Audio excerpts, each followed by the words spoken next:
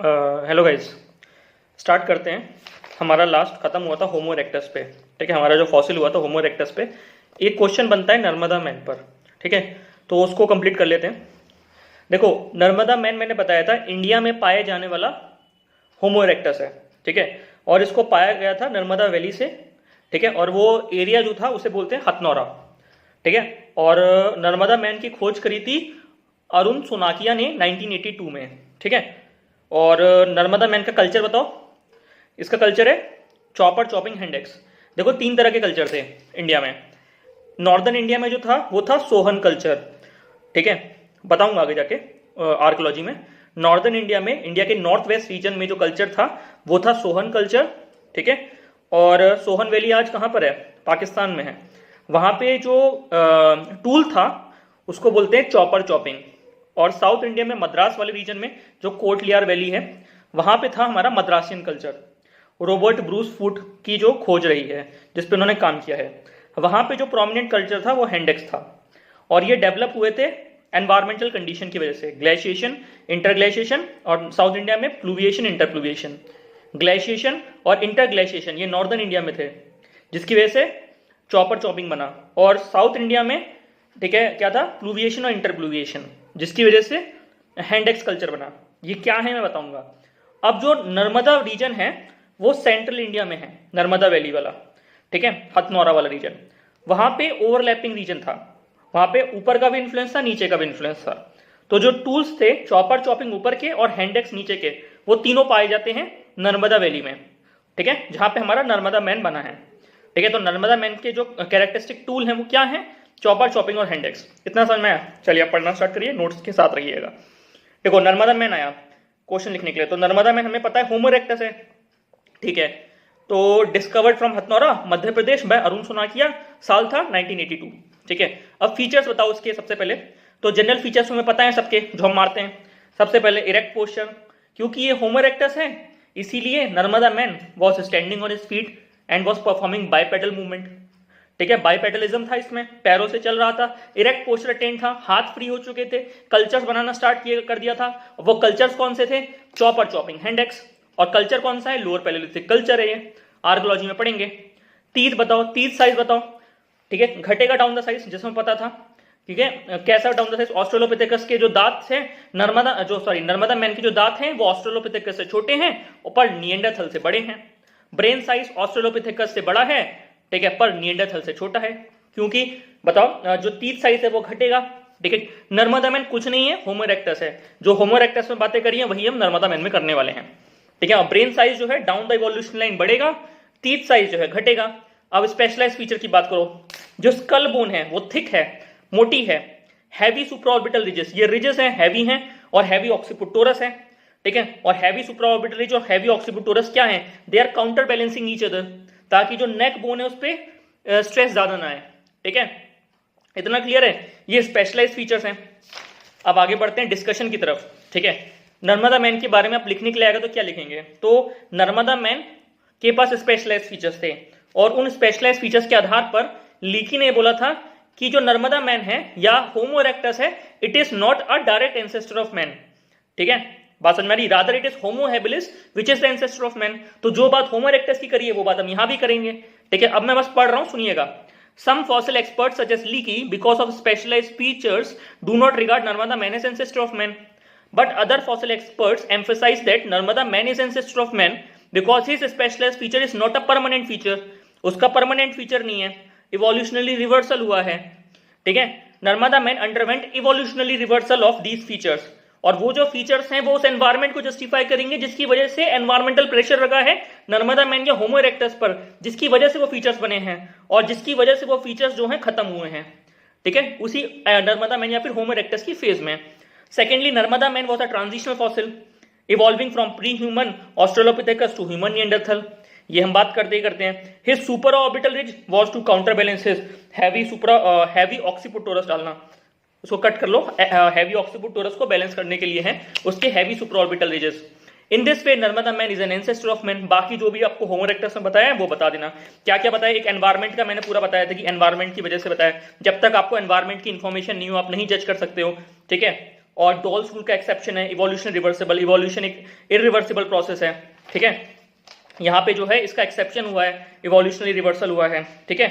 और हम क्या बात कर सकते हैं, अडेप्टेशन थ्योरी की बात कर सकते हैं। सेकंड आर्गुमेंट जो हमने बताया, his heavy occipital torus was to counter balances heavy superorbital ridges, lack of knowledge of environment की हम बात करेंगे, ठीक है। बस बाकी हमारा हो गया, कोई दिक्कत ना तक। तो नर्मदा मैन के बारे में इतनी बातें हम कर सकते हैं, ठीक है। आएगा तो 10 नंबर में क्वेश्चन आएगा, ठीक है। अब कल्चरल स्टेटस के बारे में बात करते हैं, ठीक है। Culturally environment of Narmada man was a mix of glaciation और फ्लूविएशन, जो मैं बता चुका हूं, ठीक है। अब इसके बारे में आर्कियोलॉजी में बताऊंगा। जैसे मैंने बोला कि ग्लेशिएशन जो है वो नॉर्दर्न फीचर है एनवायरनमेंट का, फ्लूविएशन जो है वो कैसा फीचर है, वो हमारा सदर्न फीचर है, सदर्न। ग्लेशिएशन है मतलब बर्फ पड़ना, फ्लूविएशन मतलब बारिश पड़ना, इंटरग्लेशिएशन है मतलब बर्फ पिघलना, फ्लूविएशन मतलब है पानी ड्रेन होकर नदियों में जाना, ठीक है। मैं बताऊंगा पूरा, ठीक है।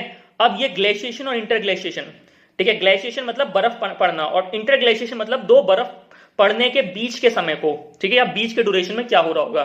फ्लूविएशन मतलब बारिश पड़ना और इंटरफ्लूविएशन मतलब इंटरफ्लूविएशन दो बार बारिश पड़ने के बीच में जो समय है, पहले बारिश पड़ी फिर नहीं पड़ी फिर बारिश पड़ी, जब नहीं पड़ी तो क्या हो रहा है, जो पानी इकट्ठा हुआ है वो ड्रेन हुआ, ठीक है। तो अब जो है ये तो एनवायरमेंट फीचर्स है, एक नॉर्दर्न का एक सदर्न का, ठीक है। अब इनकी वजह से कुछ कैरेक्टरिस्टिक टूल बने हैं, पर ये दोनों एनवायरमेंटल कंडीशंस जो हैं ये नर्मदा वैली में पाई जाती थी, इसीलिए जो टूल्स हैं वो ग्लेशिएशन और फ्लूविएशन दोनों वाले नर्मदा वैली में पाए जाएंगे, ठीक है। अब सुनो, culturally environment of Narmada man was a mix of glaciation and fluviation. In response to glaciation and interfluviation Narmada man ने डेवलप किया chopper chopping tool, and in response to fluviation and interfluviation Narmada man ने डेवलप किया hand axe tool culture, ठीक है। इतना clear हुआ। तो जो नर्मदा मैन के पास है वो चॉपर चॉपिंग भी और हैंड एक्स टूल कल्चर भी है, यहाँ पे तीनों तरह के टूल पाए गए हैं। अब ये टूल कैसे हैं क्या है मैं आगे बताऊंगा आर्कियोलॉजी में। इतना क्लियर हुआ। तो नर्मदा मैन के बारे में आंसर आप डील कर सकते हैं। अभी एकदम मैं आपको बेसिक ट्रेंड बता रहा हूँ, ठीक है। जब ये कॉन्सेप्ट्स क्लियर हो जाएंगे उसके बाद हम वर्क करना स्टार्ट करेंगे कॉन्सेप्ट्स पर, ठीक है। तो बस अब आपको समझ लीजिए, बेसिक अंडरस्टैंडिंग जनरेट कर लीजिए, ठीक है। कुछ चीजें छूटेंगी, ठीक है, छोड़ इसलिए रहा हूं क्योंकि हम सब कुछ नहीं लिख सकते, हम बस बेसिक मिनिमम जान लेंगे पहले, फिर उन बेसिक मिनिमम पे काम करके, ठीक है, हम अपने नंबर्स को इंक्रीज कराएंगे, ठीक है। देखो हमारा क्या एजेंडा होना चाहिए कि अगर कोई क्वेश्चन आता है, ठीक है, हमारे पास अगर उसके बारे में कोई नॉलेज नहीं है तो हम उसके बारे में ब्लफ नहीं कर सकते हैं, ठीक है। अगर हमारे पास स्टोरी लाइन है, ठीक है, we know things how they are connected, then we are in a very better situation to deal the question which we haven't read yet. जब हमने बिल्कुल भी नहीं पढ़ा उसके बारे में हम कुछ बात कराएंगे अगर हमारे पास अंडरस्टैंडिंग होगी, ठीक है। चलिए आगे बढ़ते हैं। अब निएंडरथल के बारे में बात करते हैं, ठीक है। ये हमारा लास्ट ह्यूमन फॉसिल है, ठीक है, सारे फॉसिल पढ़ चुके हैं। इसका नाम है होमो सैपियंस निएंडरथलेसिस, निएंडरथलेसिस साथ साथ पढ़िएगा। अर्ली होमो सैपियंस भी बोलते हैं, माउस्टेरियन रेस भी बोलते हैं। माउस्टेरियन रेस जो है 1964 में क्वेश्चन बना था माउस्टेरियन रेस के ऊपर, और माउस्टेरियन रेस होती है फ्लेक्स वाले कल्चर। फ्लेक्स समझते हैं, चॉपर चॉपिंग और हैंड एक्स, ठीक है। जब इसके लिए आपने चॉप किया पत्थर को तो पत्थर से कुछ वेस्ट मटेरियल निकला, जो वेस्ट मटेरियल निकला, देखो जब एक खुदरा पत्थर है आप एक साइड से तोड़ेंगे उसे स्मूथ करेंगे तो खुदरे खुदरे पत्थर का जो खुदरा वाला पोर्शन है वो फ्लेक्स के फॉर्म में टूटना स्टार्ट होगा, ठीक है। जब पत्थर टूटते हैं ना साइडों से उसमें से कुछ नुकीले नुकीली चीजें निकलती हैं, ठीक है। तो वो जो नुकीले नुकीले चीजें जो फ्लेक्स निकल रहे हैं ना वही फ्लेक्स हैं, जो वेस्ट मटेरियल निकल रहा है वही फ्लेक्स हैं, ठीक है। अब उनकी मदद से कुछ टूल्स बनाने हैं, उसको बोलते हैं माउस्टेरियन रेस, ठीक है। और ये है हमारा मिडिल पैलियोलिथिक कल्चर, रट लो, ठीक है। अभी तक हम जो पढ़ रहे थे वो लोअर पैलियोलिथिक कल्चर में था जहां पे वो टूल्स बना रहा था। Homo erectus was meeting the first tool in the history. पहले जो टूल्स बनाए हैं वो होमो इरेक्टस ने बनाए हैं, और वो जो टूल का कल्चर था वही लोअर पैलियोलिथिक कल्चर था। इतना समझ में आया? अब हम आगे बढ़े हैं, अब हम निएंडरथैलिसिस में घुसे हैं। अब हम जो टूल्स बनाएंगे वो मिडिल पैलियोलिथिक कल्चर में आएंगे। ध्यान रखना कि एनवायरनमेंट चेंज हो रहा है किस तरीके से।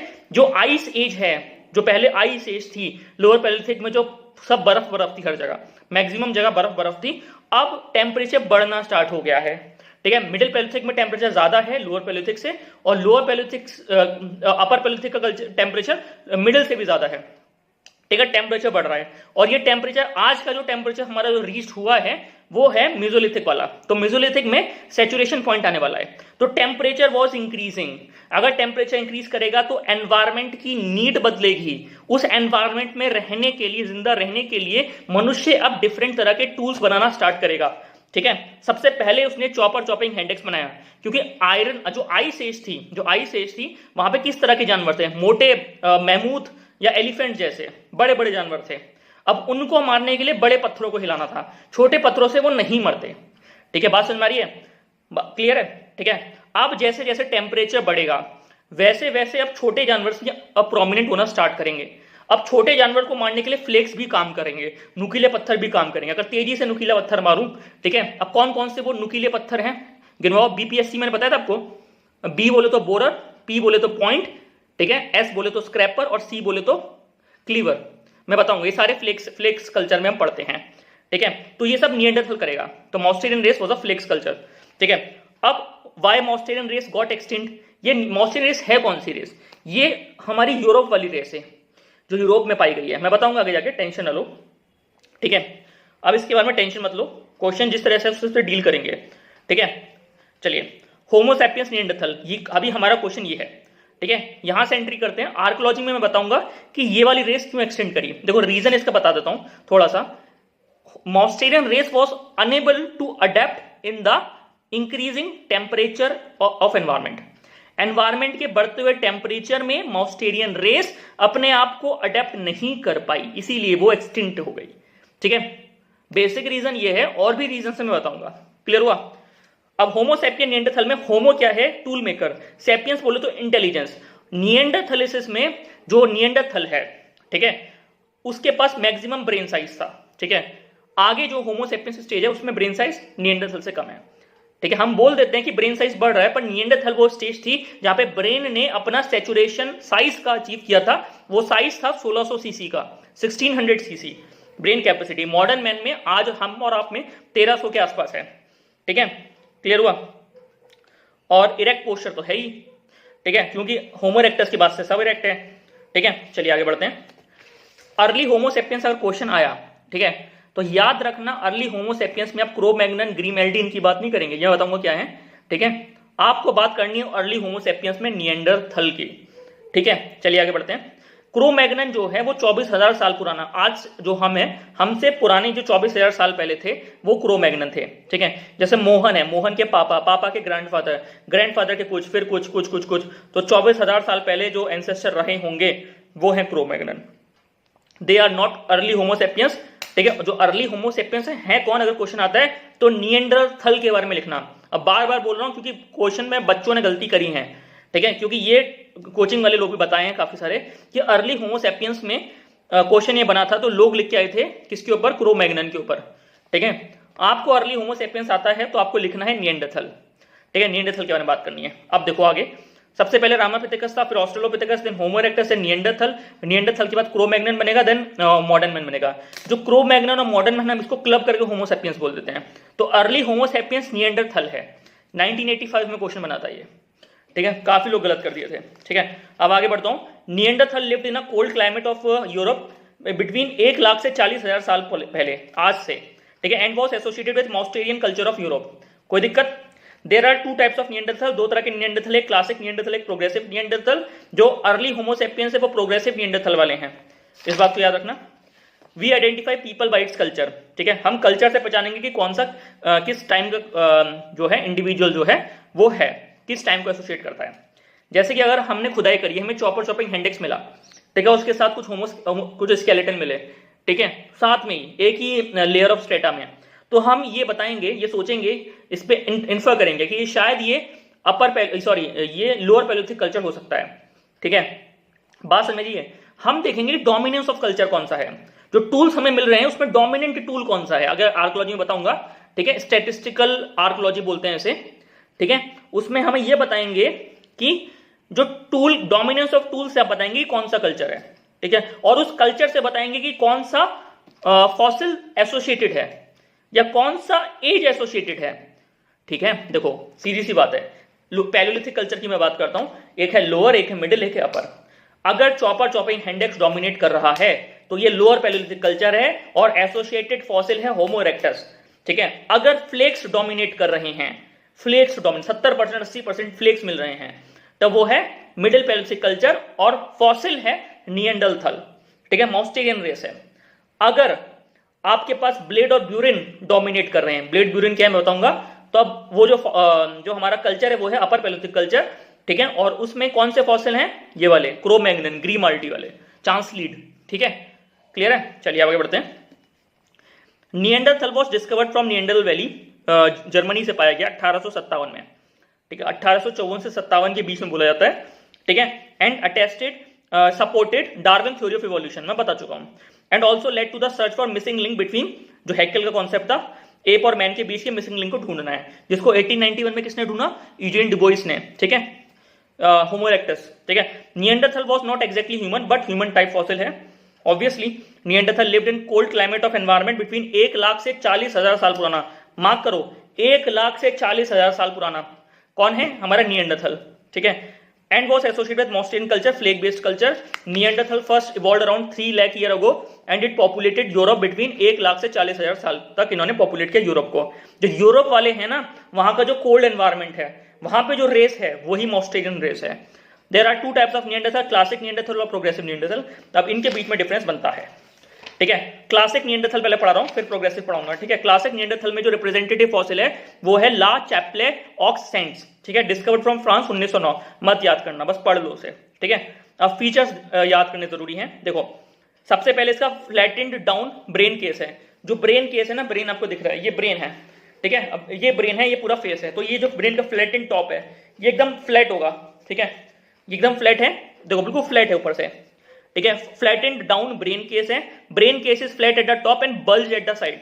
अब इसको दबाऊंगा से फ्लैट करोगे तो यहां से निकल आएगा, ये बल्जी है, ये फ्लैट है।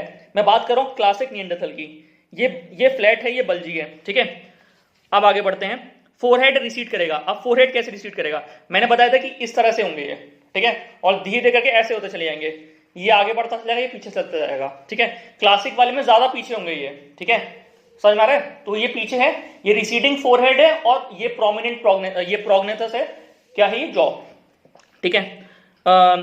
फोरहेड रिसीड करेगा, पीछे की साइड है, डायग्राम में देखो प्रोग्नेथस जॉ है, तो चिन इसमें दिखेगा ही नहीं, चिन दिखेगा ही नहीं ना, चिन डेवलप ही नहीं हो पाएगा अच्छे तरीके से, ठीक है। सुपर ऑर्बिटल रिजेस हैं, लार्ज हैं, कंटिन्यूअस हैं, ठीक है, पर ये मत ध्यान रखना इसकी तरह नहीं थे, होमो इरेक्टस के बहुत ज्यादा प्रोमिनेंट है, ठीक है। इसमें लार्ज हैं बट कंटिन्यूअस हैं।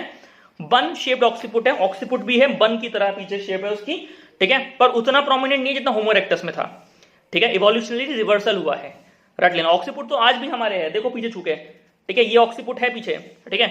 रिजेस भी हैं पर दे आर डिसकंटिन्यूअस, ठीक है, और दे आर मतलब वो ज्यादा फॉर्म्ड नहीं है आपकी, टूटी फूटी हैं, डिसकंटिन्यूअस हैं, ठीक है। प्रोमिनेंट समझते हो? प्रोमिनेंट मतलब बाहर की तरफ निकले हुए हैं, ठीक है।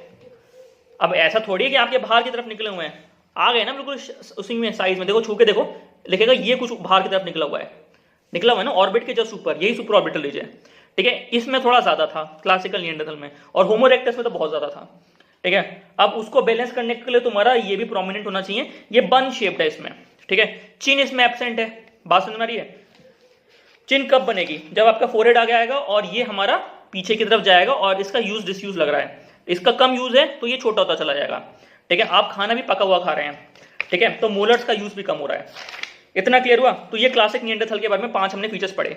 अब हम प्रोग्रेसिव निएंडरथल के बारे में पढ़ेंगे। रिप्रेजेंटेटिव फॉसिल इसका क्या है? एरिंगडॉर्फ है, करपीना है, स्कुल है, तोबूना है, मत रटिए, ठीक है। रिप्रेजेंटेटिव फॉसिल कोई नहीं पूछेगा। प्रोग्रेसिव निएंडरथल के फीचर्स देखिए। अब जो है फ्लैटेंड ब्रेन केस था इसका, अब इसका फ्लैटेंड नैरो बन जाएगा, ठीक है, नैरो हो जाएगा ब्रेन केस नैरो हो गई, बहुत ही कम फ्लैट होगा, एकदम नैरो हो गया, ठीक है। उसमें बल्जी था, साइड से बल्जी था, इसमें जो है हमारा, उसमें साइड से बल्जी था, इसमें हमारा बस थोड़ा सा ही नैरो होगा। नैरो बोले तो जो ब्रेन केस है उसमें फ्लैटेंड हिस्सा बहुत कम रह जाएगा, ठीक है, और बल्ज पोर्शन भी कम हो जाएगा, ठीक है। फोरहेड जो है वर्टिकल हो जाएगा, आगे की तरफ हो जाएगा, क्योंकि अब जो है मॉडर्न मैन बनने की कगार पे है, ठीक है। जॉ जो है अब स्मॉल होना स्टार्ट हो जाएगा, वहां पे प्रोग्नेथस सब स्मॉल हो जाएगा। जैसे जॉ स्मॉल होगा तो चिन प्रोमिनेंट, चिन दिखनी स्टार्ट हो जाएगी, ठीक है। सुपर ऑर्बिटल रीजेस उसमें थी लार्ज और कंटिन्यूअस, इसमें है neither large not continuous because it is becoming more man like, ठीक है। राउंडेड ऑक्सीपुट है, यहाँ वहां पे बन शेप था तो प्रोमिनेंट था, यहाँ थोड़ा सा राउंडेड है। आज भी आप देखिए राउंडेड ऑक्सीपुट हमारा भी है। चिन हमारी प्रेजेंट है, first time chin evolve from here, पहली बार यहाँ से चिन निकली है, यही हमारा प्रोग्रेसिव निएंडरथल है, ठीक है। इसके बाद मॉडर्न मैन बन जाएगा, यहाँ तो कोई दिक्कत? चलो अब क्वेश्चन बनता है होमो सैपियन सैपियन और होमो निएंडरथलिसिस में डिस्टिंग्विश करिए, ठीक है, क्लियर है? तो आपको क्या करना है, जैसे होमो निएंडरथलिसिस है, ठीक है, इसके बीच में डिफरेंस करना है, तो आपको करना क्या होगा, आप क्लासिक निएंडरथल के फीचर्स और होमो सैपियंस में प्रोग्रेसिव निएंडरथल के फीचर्स को डिस्टिंग्विश कर देंगे। जो प्रोग्रेसिव निएंडरथल हैं उन्हीं को आप जाके बोलेंगे क्रू-मैग्नन, ग्रीमाल्डी और चांसलीड।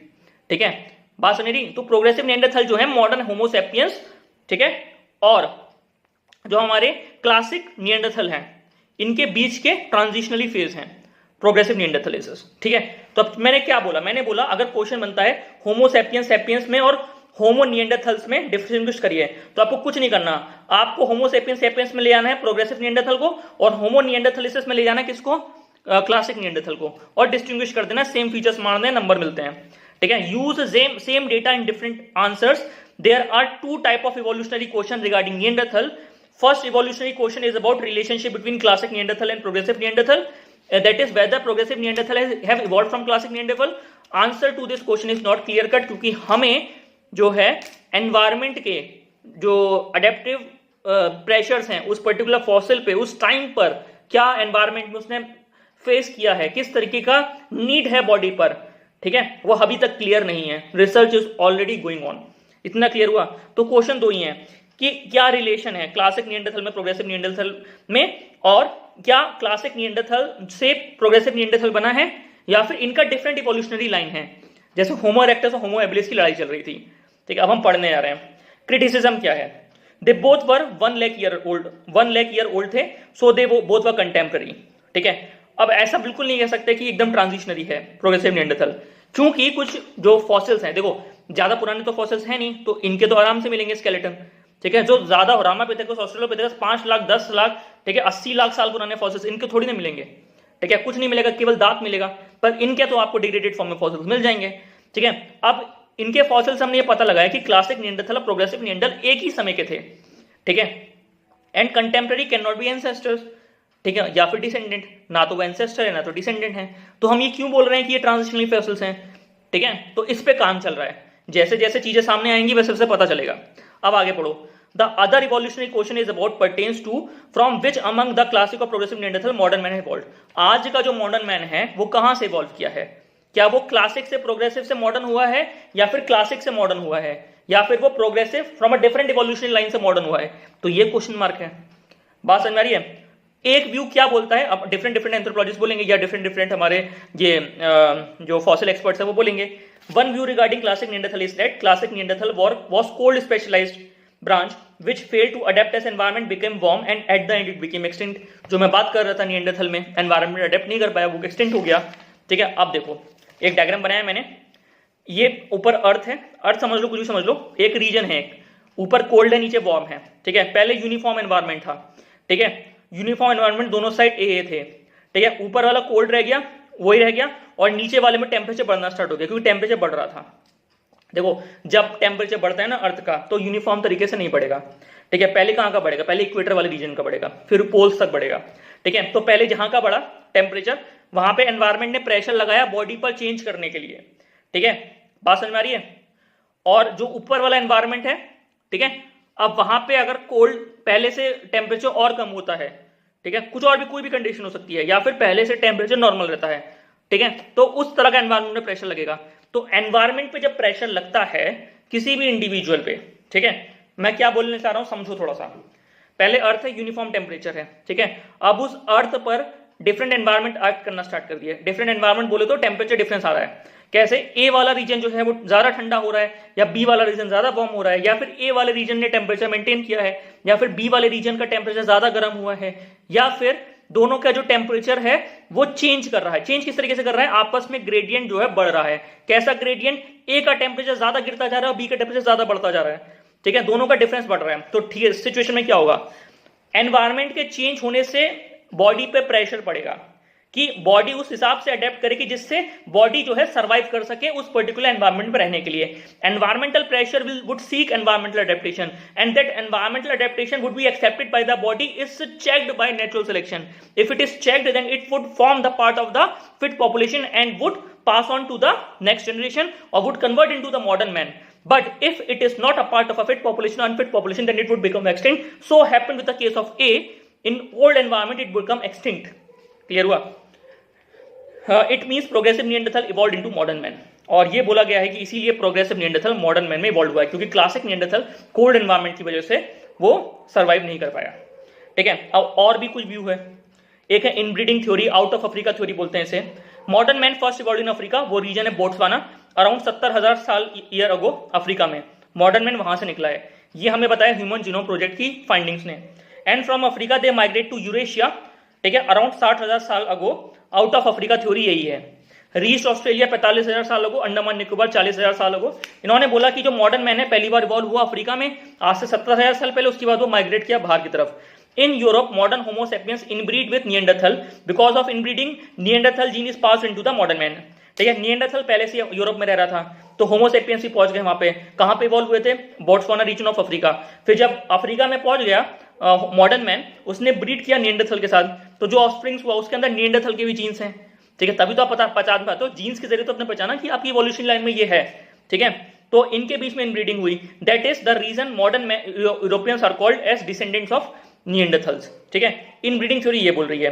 एक है disease theory, Neanderthal strange appearance, जो हमारा क्लासिक निएंडरथल है उसका स्ट्रेंज अपीयरेंस है, was not due to low evolutionary status but because of a disease Neanderthal suffered from lack of calciferol and arthritis diseases due to cold environment. Cold environment की वजह से उसको अर्थराइट गठिया था और कैल्सिफेरॉल की कमी थी, जिसकी वजह से उसकी ढांचा इस तरीके से था। So neanderthal is an ancestor of man, और इसीलिए निएंडरथल एक एंसेस्टर ऑफ मैन है। इतना क्लियर हुआ। अब कल्चर स्टेटस की बात करता हूं, जो मैं बता चुका हूं मॉस्टेरियन कल्चर था उसका। Neanderthal of Europe, mousterian culture made flake tool known as mousterian culture, flake culture. अब reason for disappearance of neanderthal, neanderthal क्यों डिसअपियर किया, इसके रीजंस क्या हैं, इसके बारे में बात करते हैं। सबसे पहला मैं बता चुका हूं, ध्यान से सुनिए। Neanderthal was specialized to live in cold environment of Europe and become extinct as environment change and he failed to adapt. Warming of environment से निएंडरथल एक्सटिंक्ट हो गया। फिर है inbreeding theory. In course of inbreeding with modern men, the genes of Neanderthal passed on the following generations of modern men, but the Neanderthal disappeared. ठीक है, the characters passed were not expressive along future generation, but its genes eventually traveled across the ages. देखो, inbreeding theory ये बोलती है कि जो out of Africa हुआ 70,000 साल के बाद यूरोप पहुंच गए मॉडर्न मैन जो इवॉल्व हो गए, उसके बाद उसने इनब्रीड किया निएंडरथल के साथ। इनब्रीड करके उसके जीन्स तो पास ऑन हुए, पर निएंडरथल जो उस एनवायरनमेंट में सर्वाइव नहीं कर पाया।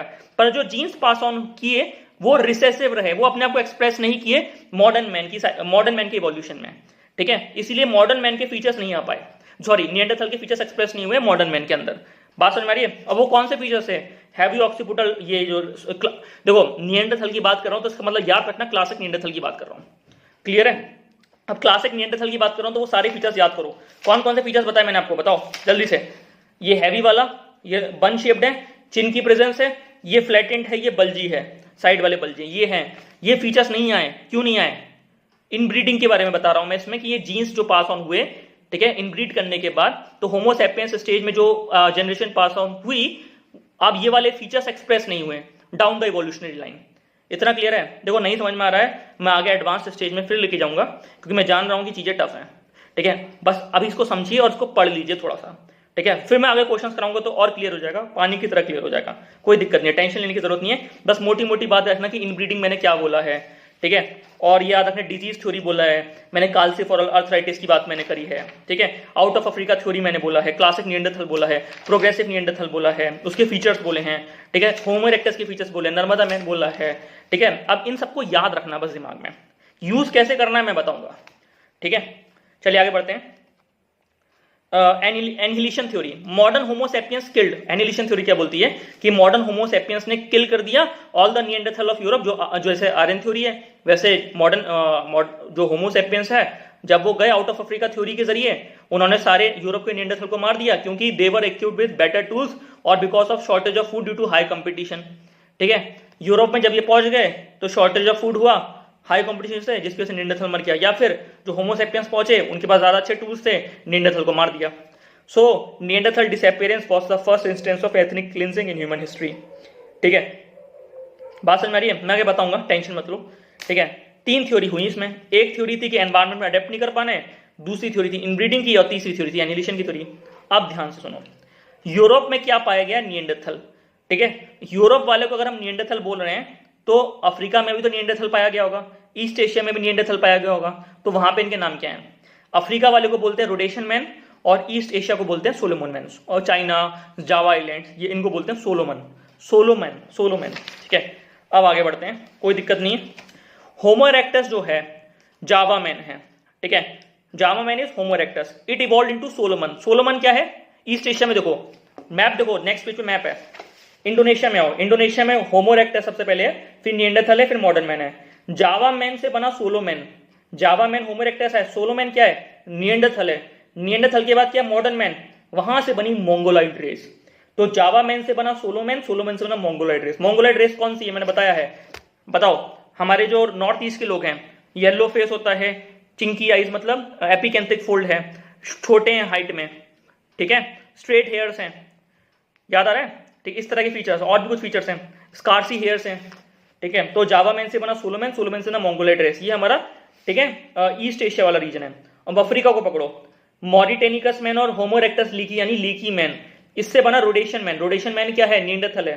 फिर बना negroid race, woolly frizzly hair, dark skin, याद आ गया? वो भी सारे फीचर्स हैं। ठीक है, अब लास्ट में यूरोप में जाओ, यूरोप में जाओ, हेडलबर्ग मैन, ये होमो इरेक्टस है, इससे बना निएंडरथल, निएंडर वैली में। फिर वहां से बना कॉकोसाइड रेस, लंबे चौड़े गोरे, ठीक है, ठीक है, वेवी हेयर्स, ये सब हमारा है कॉकोसाइड रेस में। कोई दिक्कत? तो अब इस तरीके से रेस बन रही हैं डिफरेंट रीजन्स में, डिफरेंट एनवायरमेंट्स हैं, उन एनवायरमेंट में अडेप्ट होने के लिए एनवायरमेंटल प्रेशर्स लगा, बॉडी ने कुछ फीचर्स अडेप्ट किए, और वो फीचर्स जब आ गए तो बॉडी जो है डिफरेंट एनवायरमेंट की जो बॉडीज हैं, ठीक है, अफ्रीका का आदमी हो गया, और हमारा यूरोप का आदमी हो गया, ठीक है, हमारा ईस्ट एशिया फिर जावा या चाइना का आदमी हो गया, इनके बॉडी में कुछ फिजिकल चेंज, फिजिकली दे वर डिसिमिलर, ठीक है, अपीयरेंस वाइज दे वर डिसिमिलर, जिनको हमने रेस नाम दे दिया।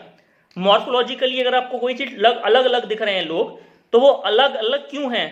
ठीक है, क्योंकि हमें वो दिख रहे हैं, पर वो सब इंसान हैं। They all are Homo sapiens, they have formed their present appearance owing to the past environmental pressures and environmental adaptations they have undergone and have become a part of fit population or fit population, ठीक है, evolution में जो fit population Darwin की, उसके part बने हैं, इसीलिए आज वो एग्जिस्ट करे हैं, और इसीलिए वो एक रेस बना रहे हैं। रेस क्या है? Race is a subset of a Homo sapiens species, ठीक है, but all are same, we all are humans, mankind is one. ठीक है, इतनी बात समझ में आई? तो इतना क्लियर हुआ। जो क्रो-मैग्नन है उसको कहां से पाया गया था? फ्रांस से पाया गया था, 25,000 साल पुराना है। ठीक है, no debate, skeleton evidences are very very clear, no discussion, कोई डिस्कस नहीं करना किसी प्रकार का। क्यों नहीं डिस्कस करना? क्योंकि भाई 25,000 साल पुराना है, आराम से पूरा हड्डियों का ढांचा मिलता है, उससे आप एनाटॉमी निकाल सकते हैं कि हमारे पूर्वज ही हैं। ठीक है, right all man features Homo sapiens में आप इरेक्ट पोस्चर डालो, दांतों को डालो, 2:1:2:3, क्या बोला? क्लियर है ना? 2:1:2:3 है ना? ठीक है, हाँ।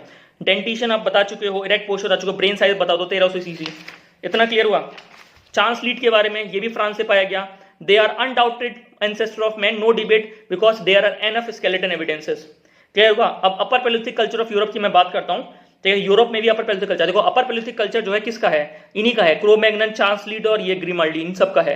क्यों? ये सब क्या है? होमो सैपियंस स्टेज है, मैं बता चुका हूं, होमो सैपियंस स्टेज है ये। ठीक है, लोअर पैलियोलिथिक, मिडिल पैलियोलिथिक, अपर पैलियोलिथिक। लोअर पैलियोलिथिक किसकी है? होमो इरेक्टस की। मिडिल पैलियोलिथिक किसकी है बताओ? निएंडरथल की है। और अपर पैलियोलिथिक किसकी है? मॉडर्न मैन की। अब देखो कल्चर्स जो हैं उनको बोला गया ऑरिगनेशियन कल्चर। मैं असम से याद करता हूं, ASM, असम, ASM। ऑरिगनेशियस और ऑरिगनेशियन कल्चर है, सॉल्यूटेरियन कल्चर और मगडालेनियन कल्चर है, रट लो से। अपर पैलियोलिथिक कल्चर है तो तीनों मारना है ये यूरोप में, अपर पैलियोलिथिक कल्चर पे नाम से आता है। ठीक है, मैं बताऊंगा आगे जाके। तो ऑरिगनेशियन कल्चर जो है वो ब्लेड एंड ब्यूरिन कल्चर है, यहाँ पे के वर्ड स्टार्ट हुई थी पहली बार, क्रो-मैग्नन कल्चर। ठीक है, अब सॉल्यूटेरियन कल्चर में कोई सिग्निफिकेंट स्टेज नहीं है के वर्ड की, और कल्मिनेट करिए चांस लीड में मगडालेनियन कल्चर में, कल्मिनेशन ऑफ के वर्ड। ठीक है, इस तरीके से रट लेना, मैं आगे बताऊंगा जब आर्कोलॉजी को पढ़ाया जाएगा। तो यहाँ पे हमारा फॉसिल्स पूरी तरीके से खत्म होता है। अब इसके बाद हम आर्कोलॉजी में एंटर करेंगे। ठीक है।